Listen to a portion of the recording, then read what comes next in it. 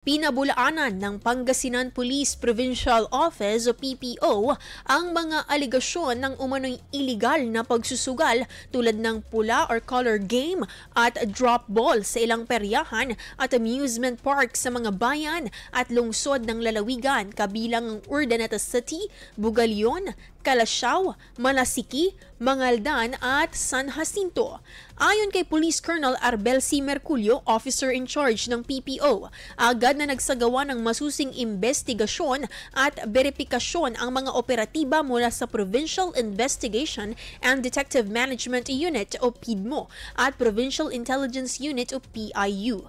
Kabilang dito ang ocular inspection, surveillance operation, intelligence validation at pakikipag-ugnayan sa mga local government unit, opisyal ng barangay at mga organizer ng peryahan.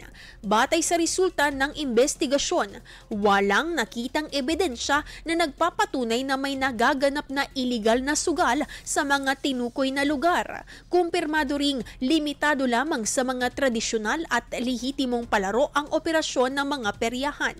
Nagpahayag din ang mga residente at stakeholder na ang mga peryahan ay itinuturing na pamilyang libangan at mahalagang kabuhayan tuwing pista at hindi lugar para sa mga aktibidad na labag sa batas.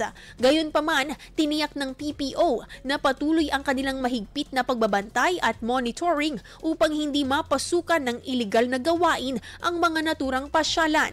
Nanawagan din si Police Colonel Merculio sa publiko na makiisa at agad na i-report sa pinakamalapit na himpilan ng pulisya ang anumang kahinahinalang aktibidad. Dagdag pa niya, bawat ulat ay dadaan sa maingat at patas na proseso alinsunod sa batas, partikular na sa ilalim ng Presidential Decree 1602 at iba pang kaukulang special penal laws.